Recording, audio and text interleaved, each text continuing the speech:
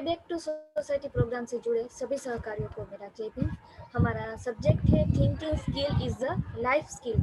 Thinking skill एक soft skill है और थिंकिंग स्किल के द्वारा हमारी कोई भी हमारे इश्यू हो, कोई भी प्रॉब्लम हो, या हमें कोई भी एक्शन लेना हो या डिसीजन लेना हो, तो अब हम थिंकिंग स्किल के द्वारा बहुत ही अच्छे से और सही डिसीजन ले पाएंगे। और जब हम नेतृत्व की बात करते हैं तो थिंकिंग स्किल के द्वारा हम खुद का भी नेतृत्व कर सकते हैं, खुद को भी इंडिविजुअल एफिशिएंट बना सकते हैं और सोशल एफिशिएंसी भी बढ़ा सकते हैं, समाज को भी एफिशिएंट बना सकते हैं। थिंकिंग स्किल के द्वारा यानी सोच विचार या विचार कौशल्य के द्वारा हम हमारे जो इमोशंस है, ईगो है, उस ईगो को हमारे इमोशन से अलग करके सही डायरेक्शन में सोच विचार करके हम एक सही डिसीजन लेने में सक्षम हो सकते हैं।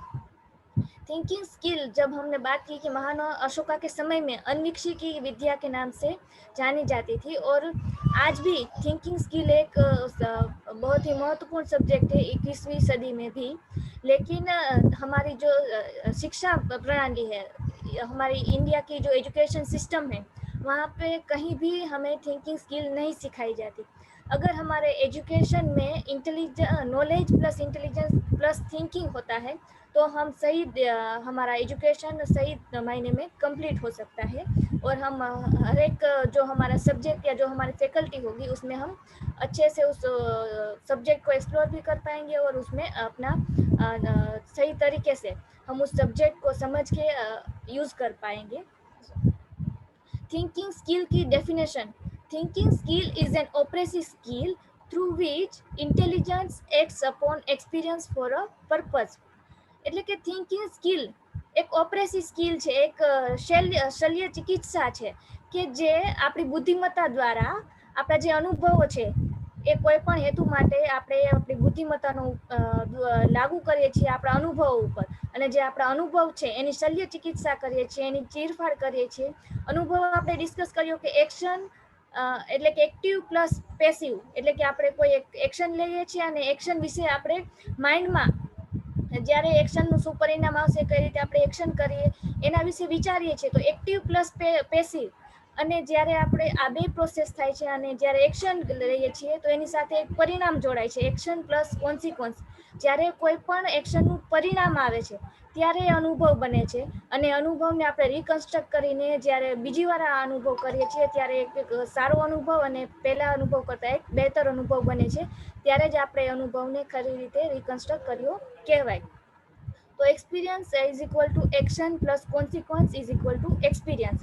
એટલે કે કોઈ પણ હેતુ માટે આપણે આપણા અનુભવો ઉપર શલ્ય ચિકિત્સા કરીએ છીએ આપણી બુદ્ધિમત્તા દ્વારા, એને થિંકિંગ સ્કિલ કહેવામાં આવે છે। આજે આપણે ચાર ટૂલ ડિસ્કસ કરવાના છે: consequences and sequel, alternatives, possibilities and choice, aim, goal and objective, and OPV એટલે કે અધર પીપલ્સ વ્યૂ। આ ચારેય ટૂલ આપણે ડિટેલમાં ડિસ્કસ કરીએ।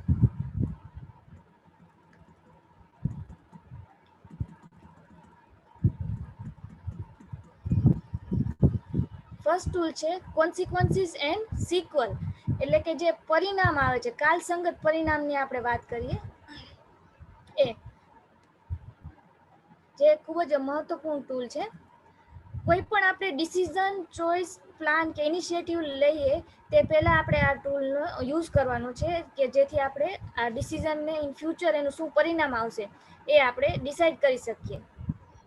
ટાઈમ સ્કેલ એક મહત્વપૂર્ણ છે કોન્સિક્વન્સીસ એન્ડ સિક્વલમાં। ઇમિડિયેટ કોન્સિક્વન્સ શું આવશે, શોર્ટ ટર્મ કોન્સિક્વન્સ શું આવશે, મીડિયમ ટર્મ કોન્સિક્વન્સ શું આવશે અને લોંગ ટર્મ કોન્સિક્વન્સ શું આવશે, જેના વિશે આપણે CNS ટૂલ શું છે? This is the most important of all the thinking tool in real life. એટલે કે આપણા જીવનમાં સૌથી વધુ મહત્વપૂર્ણ ટૂલ આપણે કહી શકીએ તો એ છે consequences and sequel. If your thinking is going two result in action of any sort, decision, choice, plans and initiative etcetera. એટલે કે જો આપણું થિંકિંગ છે એ કોઈ પણ રિઝલ્ટ માટે થિંક કરીએ છીએ, ચાહે કોઈ એક્શનનું રિઝલ્ટ હોય, કોઈ ડિસિઝન હોય, કોઈ ચોઇસ હોય કે કોઈ ઇનિશિયેટિવ હોય, તો એના માટે જ્યારે આપણે રિઝલ્ટ માટે વિચારીએ છીએ ત્યારે કોન્સિક્વન્સીસ એન્ડ સિક્વલ ટૂલ એક મહત્વપૂર્ણ ટૂલ બને છે। Then that action is going to take place in the future, જેથી જે એક્શન છે એ ફ્યુચરમાં ભવિષ્યમાં એ એક્શન બને છે, એક્શન ખરેખર બને છે. So you have to look at the consequences of that action. તેથી આપણે જે કોન્સિક્વન્સીસ છે એ એક્શનના શું પરિણામ આવશે એ તરફ આપણે જોવું જોઈએ. The C and S is both exploration into the future and also evaluation. એટલે કે જે આ ટૂલ છે એ એક્સપ્લોરેશન કરે છે, ભવિષ્યમાં આપણે જે કંઈ પણ એક્શન લેવાનું છે એનું વધારે એક્સપ્લોર કરે છે અને એનું મૂલ્યાંકન પણ કરે છે, ઇવેલ્યુએશન પણ કરે છે. It is something like making a road map. આ એવું છે કે જાણે આપણે જેમ કે એક રોડ મેપ બનાવીએ છીએ, વન બાય વન આપણે કઈ રીતે આપણું અચીવમેન્ટ કરવાનું છે ઇન ફ્યુચર કોઈ પણ એક્શન કે પ્લાનિંગ માટે, એના માટેનો એક રોડ મેપ તૈયાર કરે છે. If you see that the road ahead is a bad one, you do not take the road. જો આપણે જોઈએ કે આપણે જે રસ્તે જવાનું છે આગળ જતા ખોટો અથવા ખરાબ સાબિત થઈ શકે છે, તો આપણે એ રસ્તો ક્યારેય અપનાવીશું નહીં. માટે જ્યારે આપણે ટૂલનો યુઝ કરીએ છીએ ત્યારે આપણે એ વસ્તુને જોઈ શકીએ છીએ, એ વસ્તુનું એનાલિસિસ કરી શકીએ છીએ. You can never be certain about the future. આપણે ફ્યુચર ક્યારેય સર્ટેન નથી હોતું, એટલે કે ફિક્સ નથી હોતું કે આ જ થશે ફ્યુચરમાં, એ અનસર્ટેન હોય છે. You can never have full information about the future. ભવિષ્યમાં શું પરિસ્થિતિ હશે એના માટેની આપણી પાસે પૂર્ણ માહિતી નથી હોતી. That is the reason Y thinking is so important. માટે આ એક કારણ છે કે ફ્યુચર અનસર્ટેન છે. આપણે થિંકિંગ જરૂરી છે કે કોઈ ફ્યુચરના આપણે કોઈ પણ એક્શન કે પ્લાન કે કોઈ કરતા હોય તો એના માટે આપણે આ થિંકિંગ કરવું જરૂરી છે, અને એના માટે CNS ટૂલ યુઝ કરી શકાય. જે આપણે આગળ ડાયાગ્રામમાં જોયું, immediate consequence, short term, medium term અને લોંગ ટર્મ. ઇમિડિયેટ કોન્સિક્વન્સ એટલે શું? The immediate consequence of the action, એટલે કે આપણે કોઈ પણ એક્શન કરીએ ઇન ફ્યુચર તો તરત જ આપણને એનું શું પરિણામ મળશે એ આપણે ઇમિડિયેટ કોન્સિક્વન્સમાં સેટ કરવાનું છે. Short term, what happens after the immediate, એટલે કે જે ઇમિડિયેટ પરિણામ આવશે તેના અમુક સમય પછી આપણને શું પરિણામ મળશે એ આપણે જોવાનું છે શોર્ટ ટર્મ કોન્સિક્વન્સીસમાં. Medium term consequence, what happens when things have settle down. આપણે મીડિયમ ટર્મમાં જોવાનું છે કે જ્યારે આપણું જે પ્લાનિંગ છે એ સેટલ થાય છે ત્યારે શું બનશે, ત્યારે શું પરિણામ આવશે. Long term, what happens much better, એટલે આપણે એક બેટર પરિસ્થિતિમાં આવી શકીએ, એક સારી કન્ડિશનમાં પહોંચી શકીએ ત્યારે શું થશે, એક લોંગ ટર્મ કોન્સિક્વન્સીસ છે. તો આ રીતે CNS ટૂલ યુઝ કરવા માટે આપણે ટાઈમ સ્કેલ ડિસાઇડ કરવાનું છે. આ ટાઈમ સ્કેલ 5 દિવસ, 10 દિવસ, 15 દિવસ અને 20 દિવસ એ રીતે પણ હોઈ શકે. જે રીતે આપણું પ્લાનિંગ છે 5 વર્ષ, 10 વર્ષ, 15 વર્ષ અને 20 વર્ષ, એ રીતે પણ આપણે આ ટાઈમ સ્કેલને સેટ કરી શકીએ છીએ. અને આપણે નક્કી કરી શકીએ છીએ કે આપણા એક્શન અને પ્લાનિંગ મુજબ આપણે ટૂંક જ સમયમાં શું અચીવ કરવાનું છે, જેના વિશે આપણે ડિસાઇડ કરવાનું છે. જેમ કે આપણે એક્ઝામ્પલ લઈએ કે આપણે pay back to society program દ્વારા જે લક્ષ્ય છે કે 10,000 બેસ્ટ ટ્રેનરને આપણે તૈયાર કરવાના છે. તો એના માટે ઇમિડિયેટ શું હશે કે આપણે એક 10 બેસ્ટ ટ્રેનરને તૈયાર કરીએ. શોર્ટ ટર્મ એ હશે કે 100 બેસ્ટ ટ્રેનરને તૈયાર કરીએ. મીડિયમ ટર્મ એ હશે કે આપણે 1,000 બેસ્ટ ટ્રેનરને તૈયાર કરીએ. અને લોંગ ટર્મ એ પ્લાનિંગ હશે કે આપણે 10,000 બેસ્ટ ટ્રેનરને તૈયાર કરીએ. તો આ રીતે જે આપણે ટૂંકા સમયમાં અથવા મીડિયમ અને લોંગ ટર્મ સમયમાં શું અચીવ કરવાનું છે અને કેટલું આપણે અચીવ કરી શકીએ છીએ એના વિશે જ્યારે આપણે પ્લાનિંગ કરીએ છીએ ત્યારે CNS ટૂલનો યુઝ કરવામાં આવે છે. સેકન્ડ ટૂલ છે APC, alternatives, possibilities and choices. APC is the crystallization of process of deliberately trying to find alternatives and possibilities for better choices. APC tool દ્વારા એક ક્રિસ્ટલાઇઝેશન પ્રોસેસ છે કે એક જે આપણે આર પાર જોઈ શકીએ, ક્રિસ્ટલ ક્લિયર આપણને આઈડિયા આવી શકે, જેના માટે આપણે ડેલિબરેટલી એટલે કે જાણી બૂજીને આપણે પ્રયાસ કરવાના છે કે એક બેટર ચોઇસ આપણે કરી શકીએ. તે માટે આપણે અલ્ટરનેટિવ્સ અને પોસિબિલિટીઝ એટલે કે કયા વિકલ્પો છે, કઈ કઈ સંભાવનાઓ છે જેને આપણે ડેલિબરેટલી ખૂબ જ જાણી જોઈને સમજી બૂજીને આપણે પ્રયાસ કરવાના છે, જેથી આપણે અલ્ટરનેટિવ્સ અને પોસિબિલિટીઝમાંથી એક બેટર ચોઇસ આપણે સિલેક્ટ કરી શકીએ. Doing APC means making a deliberate effort to generate alternatives on a particular point. આપણે એપીસી કરીએ એનો મતલબ છે કે આપણે જે કોઈ પર્ટિક્યુલર પોઈન્ટ છે એના ઉપર અલ્ટરનેટિવ્સને જનરેટ કરવાના છે. જાણી જોઈને આપણે એક અલ્ટરનેટિવ્સ વિશે વિચારવાનું છે, એના ઉપર ફોકસ કરવાનું છે અને જે અલ્ટરનેટિવ્સનું આપણે એક લિસ્ટ બનાવવાનું છે.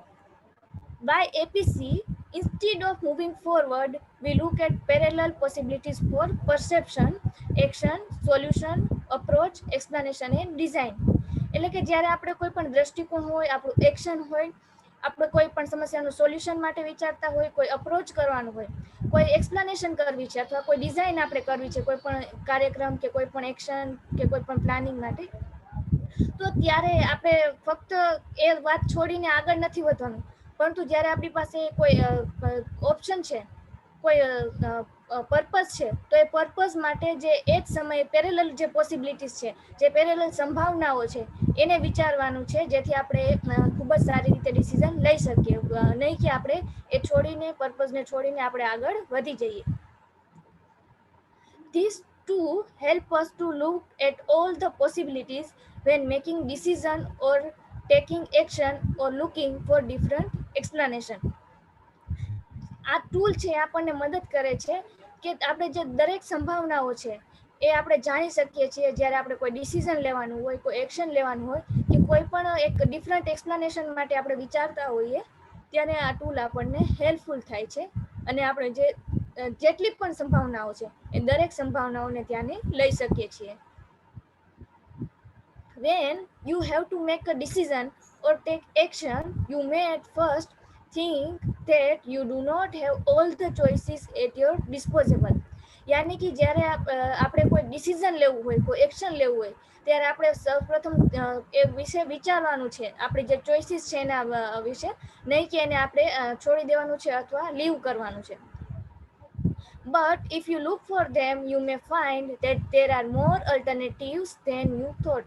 પરંતુ જ્યારે આપણે એના તરફ વિચારીએ છીએ ત્યારે આપણને જાણવા મળે છે કે આપણી પાસે ઘણા બધા અલ્ટરનેટિવ્સ હતા, ઘણા બધા વિકલ્પ હતા કે જેથી આપણે આપણા ડિસિઝનને આપણે લઈ શકીએ છીએ અથવા આપણા એક્શનને આપણે કરી શકીએ છીએ આગળ. In taking action or making a decision, there may seem to be few alternatives, but a deliberate effort to find alternatives can change the whole situation. એટલે કે જ્યારે આપણે કોઈ એક્શન કરીએ કે કોઈ ડિસિઝન લઈએ ત્યારે શરૂઆતમાં આપણે અમુક જ વિકલ્પ ધ્યાનમાં આવે છે, પરંતુ જ્યારે આપણે ડેલિબરેટલી જાણી બુજીને આપણે પ્રયાસ કરીએ છીએ અને જે વિકલ્પ છે એને શોધવાના પ્રયત્ન કરીએ છીએ, ત્યારે આખી સિચ્યુએશન જ બદલી જાય છે, આપણે આખી પરિસ્થિતિને બદલી શકીએ છીએ. The APC operation is an attempt to focus attention directly on exploring all the alternatives or choices or possibilities beyond the obvious one. Obvious one એટલે કે આપણી પાસે કોઈ એક જ વિકલ્પ હતો, એની જગ્યાએ આપણે જ્યારે અટેમ્પ્ટ કરીએ છીએ કે અને પૂરા અટેન્શનથી આપણો પ્રયાસ કરીએ છીએ, ત્યારે આપણે જે સંભાવનાઓ છે, જે વિકલ્પો છે અથવા જે આપણી પસંદ છે એને વધુ એક્સપ્લોર કરી શકીએ છીએ અને વધુ આપણે અલ્ટરનેટિવ્સ શોધી શકીએ છીએ. જેમ નહીં કે આપણે કોઈ એક જ ચોઈસ અથવા એક અલ્ટરનેટિવ ઉપર રોકાઈ જઈએ કે જે આપણને દેખાય છે, પરંતુ આપણે વધુ અટેન્શનથી એ અન્ય વિકલ્પોને, અન્ય સંભાવનાઓને પણ શોધી શકીએ છીએ. In this technique, the thinker generates many alternatives. આ ટેકનિકમાં જે થિંકર છે, જે વ્યક્તિ વિચારે છે, એ ઘણા બધા અલ્ટરનેટિવ પોસિબિલિટીઝ અને ચોઇસીસને જનરેટ કરી શકે છે. For the solution of the problem, સમસ્યાના સમાધાન માટે આપણે ઘણા બધી સંભાવનાઓ અને ઘણી બધા વિકલ્પ અથવા ઘણી બધી ચોઇસીસને જનરેટ કરી શકીએ છીએ. The best suitable one can then be selected by applying PMI or OPV. જે બેસ્ટ સ્યુટેબલ આપણને લાગે કે નહીં, આ જ અલ્ટરનેટિવ, આ જ પોસિબિલિટીઝ અથવા આ જે આપણે ચોઈસ કરી છે, જે સિલેક્ટ કર્યું છે, એક જે બેસ્ટ સ્યુટેબલ હોય એને લેવાનું છે અને ત્યારબાદ આપણે એના ઉપર PMI અને OPV પણ લઈ શકીએ છીએ કે એટલે આપણે જે ચોઈસ કરી છે, અલ્ટરનેટિવ પોસિબિલિટીઝમાંથી જે આપણે ફાઇનલ સિલેક્ટ કરી અને જે ચોઈસ કરી છે એના ઉપર આપણે પ્લસ માઇનસ અને ઇન્ટરેસ્ટિંગ ટૂલ પણ યુઝ કરી શકીએ અને OPV એટલે કે અધર પીપલ્સ વ્યૂ ટૂલ પણ યુઝ કરી શકીએ.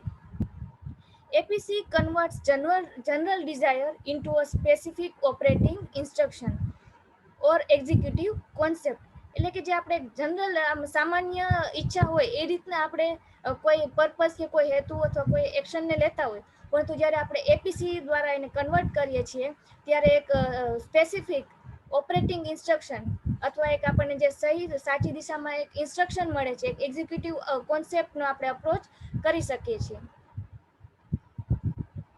એપીસી ના પ્રિન્સિપલ છે કે આપણે એપીસી યુઝ કરવા માટે કયા કયા પ્રિન્સિપલ્સને ધ્યાને લેવા જોઈએ.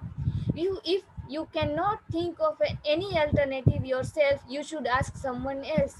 એટલે કે જ્યારે આપણે પોતાની જાતે કોઈ વધુ વિકલ્પ વિચારી નથી શકતા ત્યારે આપણે અન્ય વ્યક્તિને પણ એ વિકલ્પો વિશે પૂછી શકીએ છીએ કે મારા આ હેતુ માટે અન્ય વિકલ્પ શું હોઈ શકે.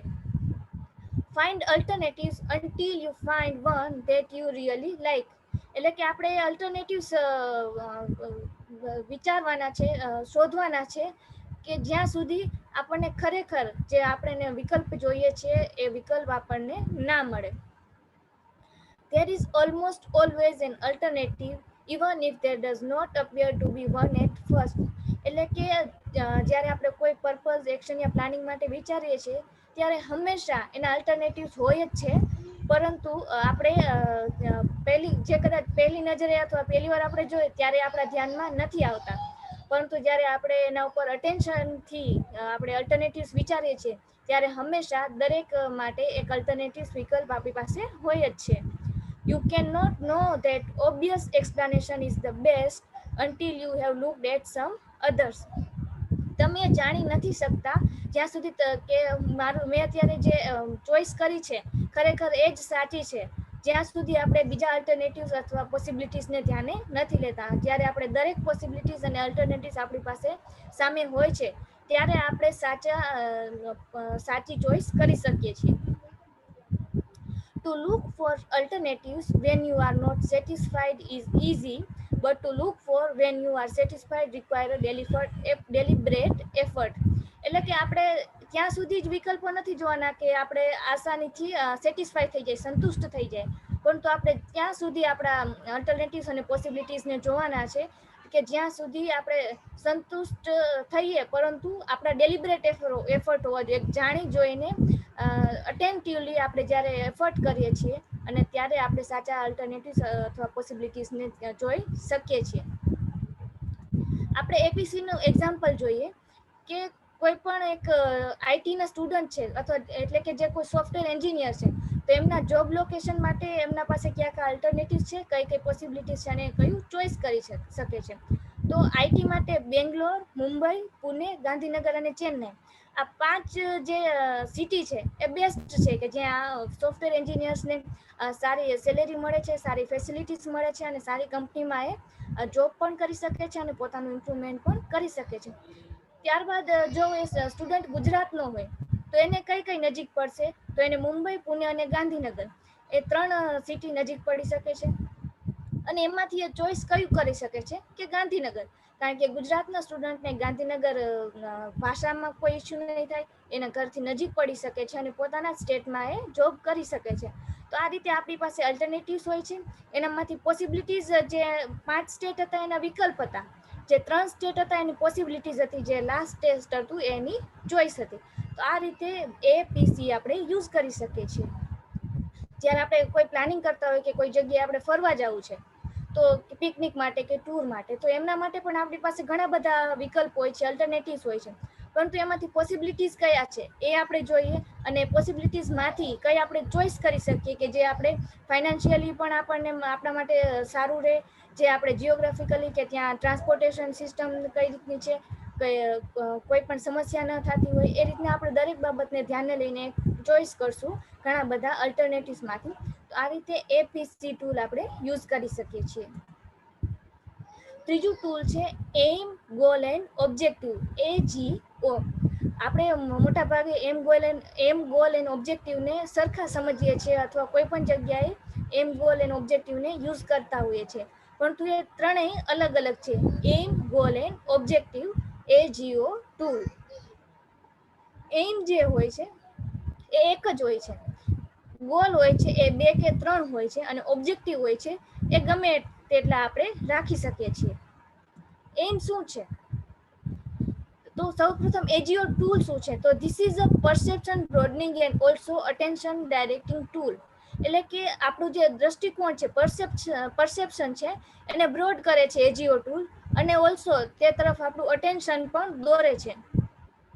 It is related to the thinking habit of wanting to know the focus and purpose of thinking.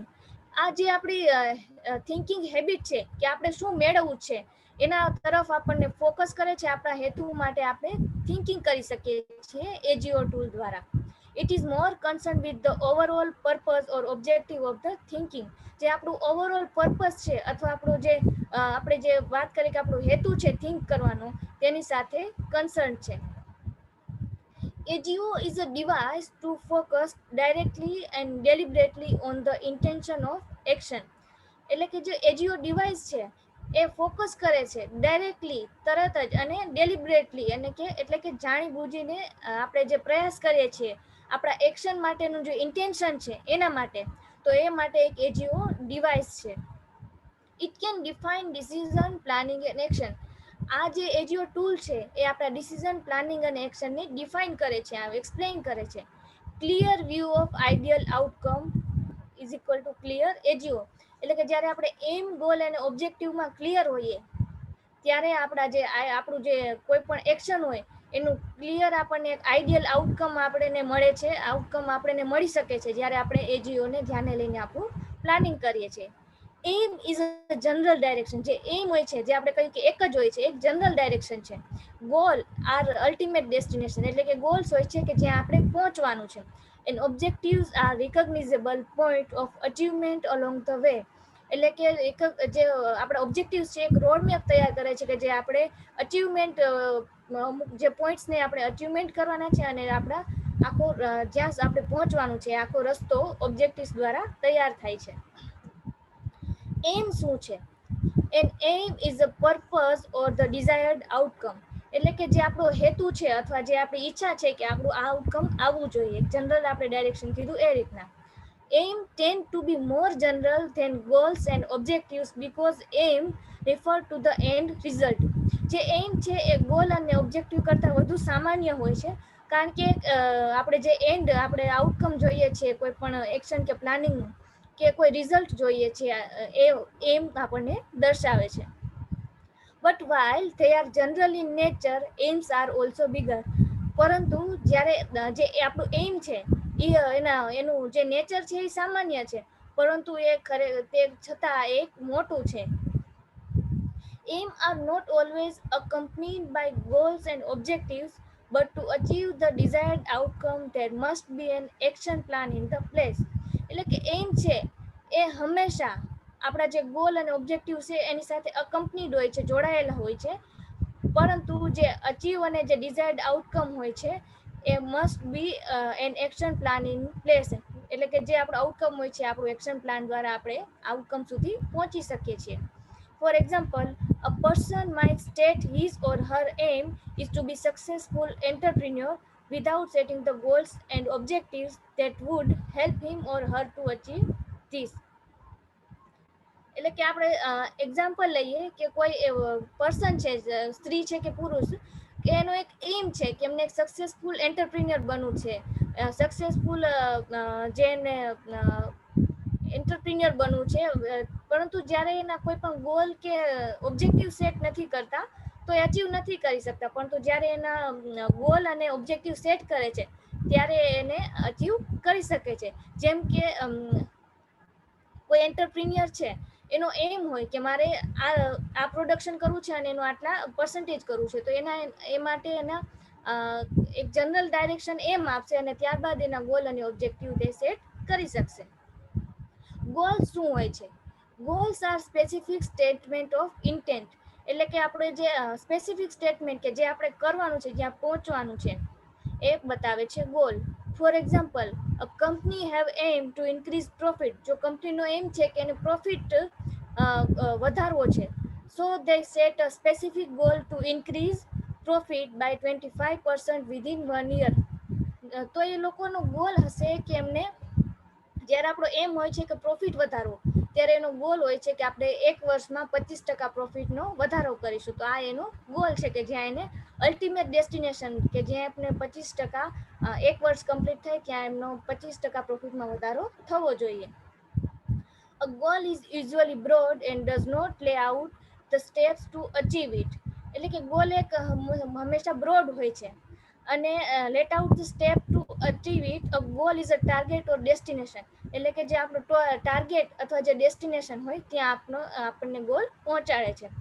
Goal keep you focused on your aim and on track working to achieve it. જે આપણો goal છે એ આપણા એમને પણ focus કરે છે અને જે આપણો ટ્રેક છે કે જે રસ્તે આપણે કાર્ય કરવાનું છે જે અચીવ કરવા માટે તે તરફ પણ આપણને ફોકસ કરે છે, ધ્યાન દોરે છે.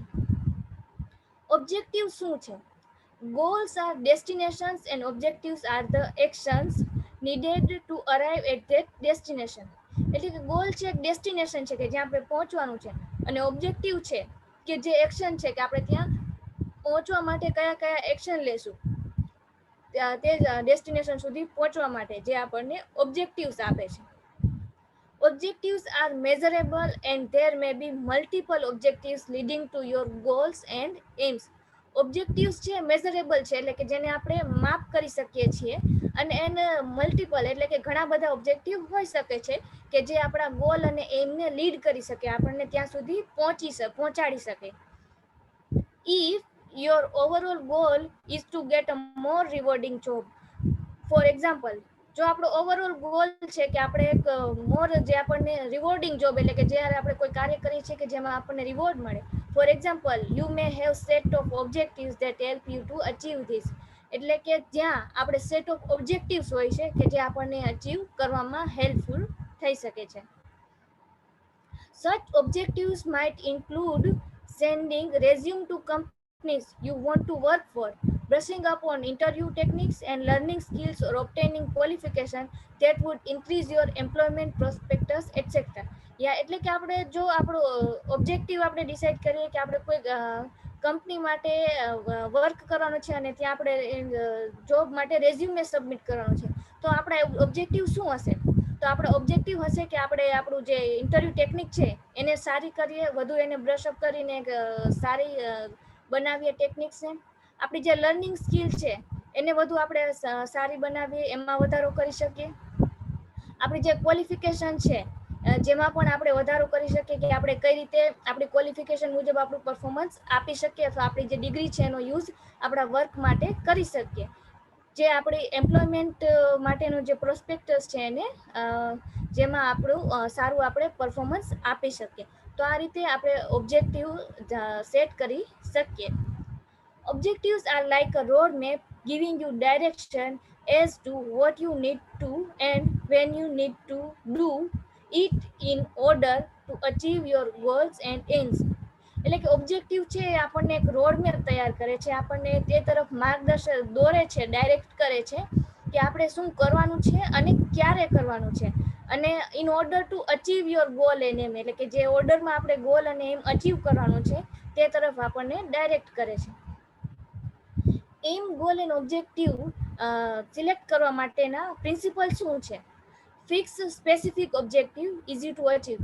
એટલે કે જ્યારે આપણે આપણા ઓબ્જેક્ટિવ તૈયાર કરીએ, જ્યારે રોડમેપ તૈયાર કરીએ ત્યારે સ્પેસિફિક હોવા જોઈએ કે આટલું જ 5 દિવસમાં આપણું કોઈ ઓબ્જેક્ટિવ છે તો આપણે 5 દિવસમાં જ પેલું આપણે કમ્પ્લીટ કરવાનું છે અને જે ઇઝી ટુ અચીવ હોય કે 5 દિવસમાં આપણે અચીવ કરી શકીએ. In same situation different people have different objectives. એટલે કે એક જ પરિસ્થિતિમાં અલગ વ્યક્તિના અલગ અલગ ઓબ્જેક્ટિવ હોય છે કે કોઈ પણ એક્શન એક જ હોય. જેમ કે કોઈ સ્ટુડન્ટની બોર્ડની એક્ઝામ હોય તો એક્શન એક જ છે કે દરેક સ્ટુડન્ટને એક્ઝામ દેવાની જ છે, પણ દરેક સ્ટુડન્ટનો તે ઉપર જે અપ્રોચ છે એ અલગ અલગ હોય છે. તો આ રીતે એના જે ઓબ્જેક્ટિવ હશે એ અલગ અલગ હશે કે રીડિંગ માટેના એના ઓબ્જેક્ટિવ હશે અલગ અલગ કે કઈ રીતના રીડિંગ કરશે, કયો સબ્જેક્ટને પ્રેફરન્સ આપશે, કેટલા ટાઈમ માટે કરશે. તો આ રીતે એક જ સિચ્યુએશનમાં દરેકનો અપ્રોચ અને એમના ઓબ્જેક્ટિવ અલગ અલગ હોય છે. Final objective, chain of smaller objective. આપણે જે ફાઇનલ ઓબ્જેક્ટિવ સુધી પહોંચવું છે, ફાઇનલ હેતુ સુધી પહોંચવું છે તે ત્યાં સુધી પહોંચવા માટે આપણે જે નાના નાના ઓબ્જેક્ટિવ છે એની ચેઇન એક આપણે જે હારમાળા બનાવીએ છીએ એ આપણને મદદરૂપ થાય છે. Objectives near enough, real enough and possible enough, near and wider.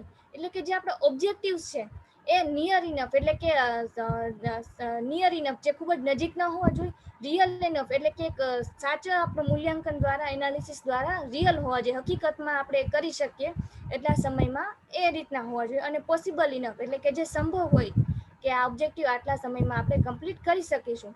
તો આ રીતે નિયર ઇનફ, રિયલ ઇનફ અને પોસિબલ ઇનફ હોવા જોઈએ. Many objectives but some are more important than others. ઘણા બધા ઓબ્જેક્ટિવ્સ હોય છે, પરંતુ તે ઓબ્જેક્ટિવ્સમાંથી પણ અમુક વધુ ઇમ્પોર્ટન્ટ હોય છે, અમુક જે આપણા હેતુઓ છે એના કરતાં. તો એ પણ આપણે ધ્યાને લેવાનું છે જ્યારે આપણે એજીઓ ટૂલનું યુઝ કરીએ છીએ. આપણે એજીઓ ટૂલનું એક્ઝામ્પલ જોઈએ, જેમ કે pay back to society programme. તો એનો એમ છે Prabuddha Bharat. Pay back to society programme પ્રયાસ કરે છે કે આ પ્રબુદ્ધ ભારતનું નિર્માણ કરી શકીએ, એક ડિગ્નિફાઈડ સોસાયટીનું નિર્માણ કરી શકીએ. તો એના ગોલ્સ શું હોઈ શકે? પ્રબુદ્ધ ભારત કરવું એક જનરલ ડાયરેક્શન આપે છે આપણનું એમ. ગોલ શું છે? એક આપણે સોશિયલ ટ્રાન્સફોર્મેશન કરવું છે, એક સમાજ પરિવર્તન કરવાનું છે. સેકન્ડ છે ઇન્ટેલિજન્સ કોઓપરેટિવ સોસાયટી, એટલે એક બુદ્ધિજીવી સહકારિતા વર્ગને તૈયાર કરવાનું છે, એક સમાજને તૈયાર કરવાનું છે કે જ્યાં બુદ્ધિજીવી વ્યક્તિઓ સહકાર દ્વારા સમાજને નેતૃત્વ પૂરું પાડી શકે અને સમાજને એક સાચી દિશામાં માર્ગદર્શન આપી શકે. Creation of various branches of MKSOT in India. મહાનાયક કાંશીરામજી સ્કૂલ ઓફ થિંકિંગની જે બ્રાન્ચીસ છે એ ઓલ ઓવર ઇન્ડિયામાં આપણે તૈયાર કરવાની છે, ક્રિએટ કરવાની છે. ક્રિએશન ઓફ રિસોર્સિસ, અને એ માટે જ્યારે આપણે સોશિયલ ટ્રાન્સફોર્મેશન માટે વર્ક કરવાનું છે, આપણા જે હેતુઓ છે એના માટે આપણે રિસોર્સિસને ક્રિએટ કરવાના છે. Creation of various study centres with libraries India. આપણે અલગ અલગ જે સ્ટડી સેન્ટર છે એને ક્રિએટ કરવાના છે, અને લાઇબ્રેરીઝ છે, જે લાઇબ્રેરી સાથેના સ્ટડી સેન્ટર હોય એ ઓલ ઓવર ઇન્ડિયામાં આપણે કરી શકીએ. તો એ આપણા ગોલ હોઈ શકે. હવે આપણા ઓબ્જેક્ટિવ શું હશે? આ એમ અને ગોલ માટે આપણા ઓબ્જેક્ટિવ શું હશે? તો ટ્રેનર્સ ટ્રેનિંગ કેમ્પને આપણે આયોજન કરી શકીએ, ટ્રેનર્સ તૈયાર કરવા માટેના. ત્યારબાદ કેડર કેમ્પ લેવા જોઈએ, એક્ટિવિસ્ટને તૈયાર કરવા માટે એમને તૈયાર કરવાના. ઇન્ટેલેક્ચ્યુઅલ ક્લાસ, એક બુદ્ધિજીવી વર્ગનું નિર્માણ કરવું. ઇન્ટેલિજન્સ કોઓપરેટિવ ક્લાસ, એટલે કે બુદ્ધિજીવી સહકારિતા વર્ગનું નિર્માણ કરવું. Social wings of doctors, engineers, advocates, academicians and administrators. એટલે કે જે રીતે અત્યારે પણ પીબીએસપીમાં જે આ દરેક ઓપરેશન, ડોક્ટર્સ ઓપરેશન જે માઇન્ડ ઓપરેશન તરીકે પોતાનું વર્ક કરે છે, એન્જિનિયર્સ ઓપરેશન વર્ક કરે છે, એડવોકેટ્સનું જસ્ટિસ ઓપરેશન છે એ પોતાનું વર્ક કરે છે, જે એકેડેમિશિયન માટે એકેડેમિયા ઓપરેશન છે એ પોતાનું કાર્ય કરે છે, અને એડમિનિસ્ટ્રેટર્સ એટલે કે જે અધિકારી વર્ગ છે એ લોકોનું પણ અલગથી ઓપરેશન ચાલે છે કે જે સોશિયલ મુવમેન્ટમાં પોતાનું યોગદાન આપી શકે તે ઉપર પોતાનું કાર્ય કરે છે. તો આ રીતે એક એમ, ગોલ એન્ડ ઓબ્જેક્ટિવનું એક એક્ઝામ્પલ છે. ત્યારબાદ આપણે જોઈએ કે કોઈ યુપીએસસીના સ્ટુડન્ટ છે, તેનો એમ શું છે કે એને યુપીએસસી ક્લિયર કરવી. એના ગોલ શું હશે? કે એને પ્રિલિમ્સ ક્લિયર કરવી, મેન્સ ક્લિયર કરવી અને ઇન્ટરવ્યૂ ક્લિયર કરવું. એના ઓબ્જેક્ટિવ શું હશે? તો પ્રિલિમ્સ માટે એને બેઝિક એનસીઆરટીથી સ્ટાર્ટ કરવી પડશે સ્ટુડન્ટને. બેઝિક એનસીઆરટી કરશે, કરંટ અફેર્સને રીડિંગ કરવાનું. ત્યારબાદ રેફરન્સ બુક મેઇન્સ એક્ઝામ માટે રાઇટિંગ પ્રેક્ટિસ કરવી. અને ઇન્ટરવ્યૂ માટે પોતાની જે પર્સનાલિટી છે એને કેવી રીતના ડેવલપ કરી શકે, કઈ રીતે ઇન્ટરવ્યૂમાં આન્સર આપવું, એ આન્સર માટેની સ્કિલ ડેવલપ કરવાની. પોતાની આ રીતે જે રોડમેપ છે આપણે, એ બધા ઓબ્જેક્ટિવ રહેશે. તો આ રીતે aim, goal and objective. Aim general direction હશે જે એક જ હોઈ શકે. ગોલ છે એ અલ્ટિમેટ ડેસ્ટિનેશન છે, અને જે 2 કે 3 હોઈ શકે છે. અને ઓબ્જેક્ટિવ છે એ ઘણા બધા હોઈ શકે, જે આપણે એમ અને ગોલ સુધી પહોંચવા માટે એક રોડમેપ તૈયાર કરે છે. તો આ રીતે aim, goal and objective tool. ત્યારબાદ આપણું ટૂલ છે ચોથું ટૂલ, ઓપીવી, એટલે કે અધર પીપલ્સ વ્યૂ.